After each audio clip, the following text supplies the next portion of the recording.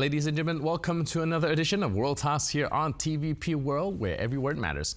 I'm your host, Benjamin Lee, and please join me and my guests on this next interview. Now, at the COP29 climate summit in Baku, global leaders are confronting a critical crossroad on climate action. Discussion highlighted the urgent need for international cooperations, and leaders emphasized the importance of decisive action despite the incoming U.S. administration's climate skepticism.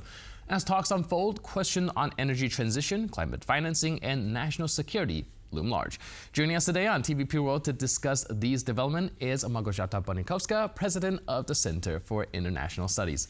Hello and welcome to TVP World. Apologize, we seem to have a little bit of technical difficulty. All right, we have you. Hello and welcome. Now, we are focusing on COP29 summit today, and one of the most glaring things that I noticed immediately is the lack of participation of leaders from China, India. We didn't see President Biden, as well as Germany's Olaf Scholz. Now, these four countries alone contributes up to between 70 to 80% of total global carbon emission. With these major players, essentially not showing up, is this a sign that there's a lack of political will when it comes to combating these climate issues?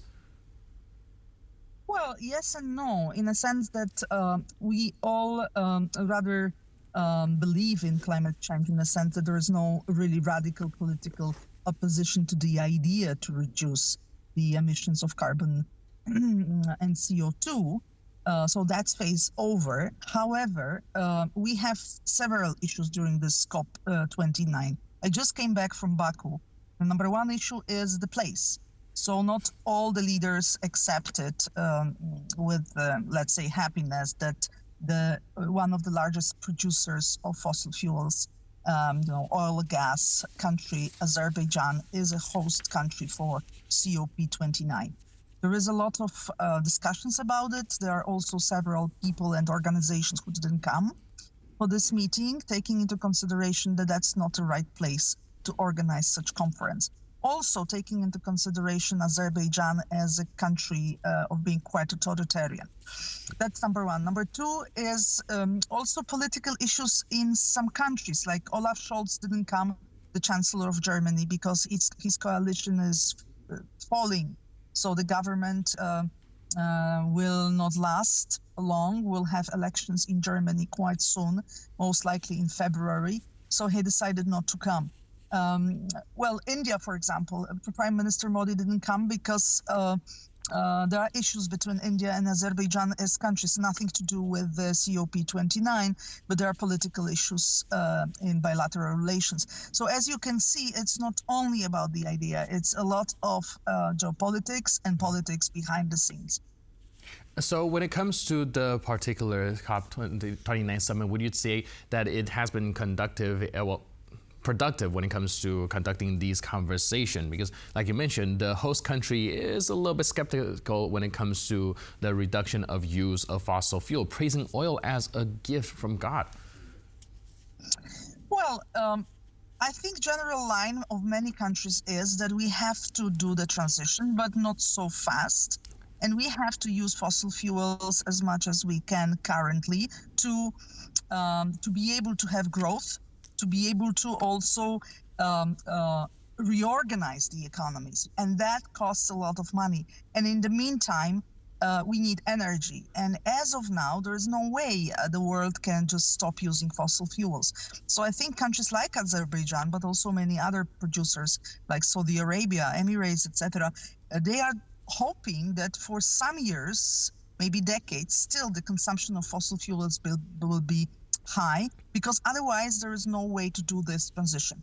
In the same time, countries who are in avant-garde of this process, like European Union countries, especially Global North, want this to happen very soon. And activists and organizations stress the need of not hesitating, not waiting, not losing time, just to invest as much of money as we can right now to do this transition very, very quickly. So there is a discussion, really. There is an opposition of these 2 points of view. And of course, in the long run, everybody realizes that we have to do the transition into the green technologies. But as I said, it's a question of how fast and who will pay for all that. All right, and we do see, well, the proposal for some US-led coalition for more ambitious emission cuts kind of failing to materialize. Does that signal, again, the lack of will there, or are there just too many practical issues that needed to be solved before we can talk about, well, the feasibility of these climate goals? Well, the climate objectives are put, but everybody knows that they are not really realistic. Also because of this dilemma we are just discussing. So I guess the UN role is to push as much as they can to put some objectives that everybody can accept, even if the real intention would be to do it a little bit slower.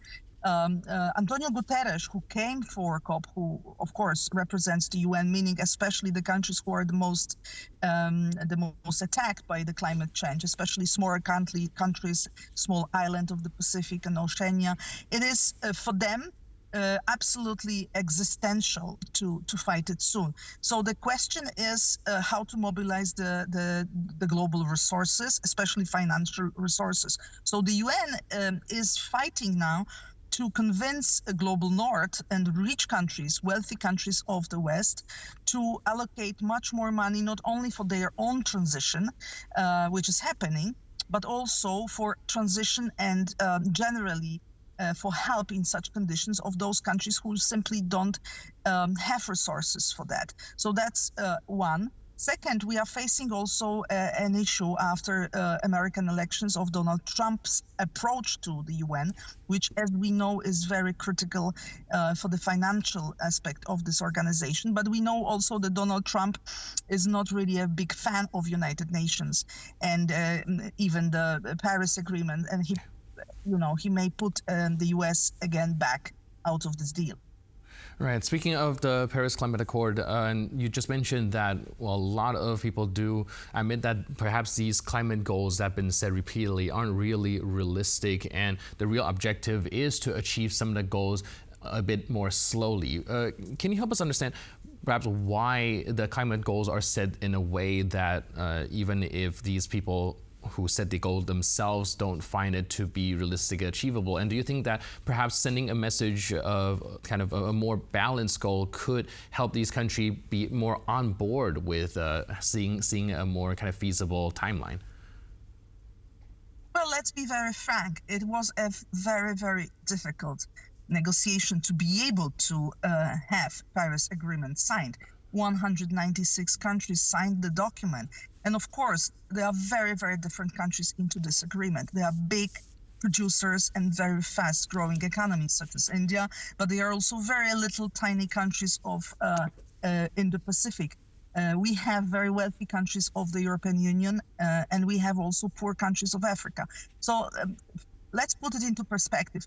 The objectives are to be able to have a certain target, to be able to agree that there is a common understanding and there is a will to fight climate change. That's one. And I think that is something which was generally achieved. What is a problem right now is how we can do that.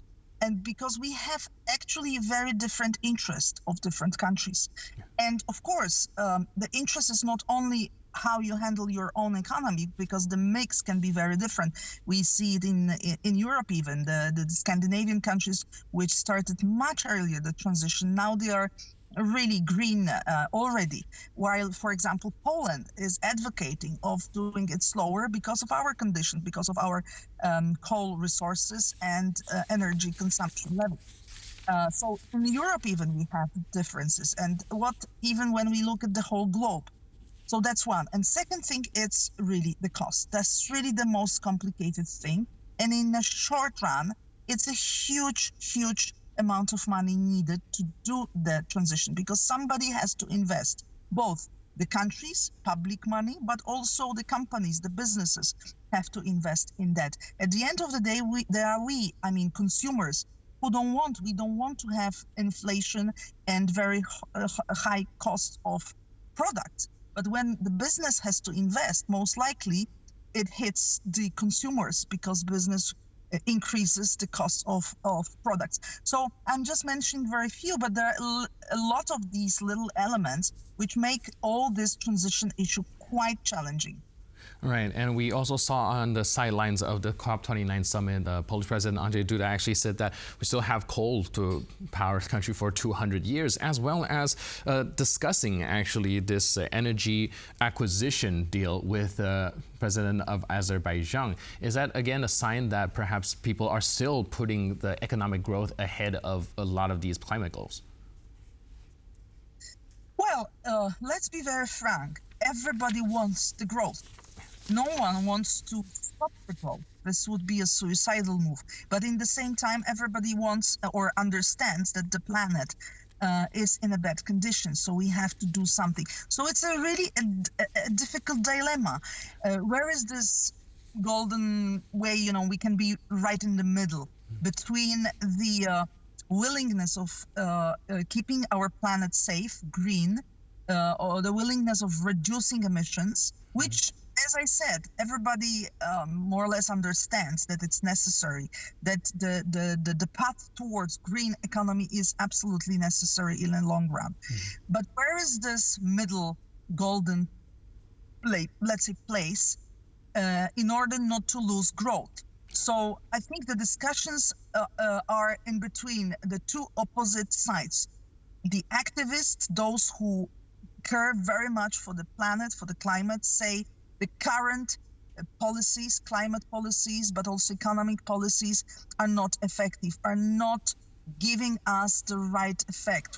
Right now, we should do much more. We should be much more decisive as far as fight against climate change. While in the same time, the economic side, the business, but also the ministers of economy and the countries such as Azerbaijan say, in the same time, these policies are absolutely too radical. They are too radical because they hit us right now. In the long run, yes, we need it, but in a short run, we have to have growth first, because without growth, we will not have money to just do the transition. So that's the dilemma.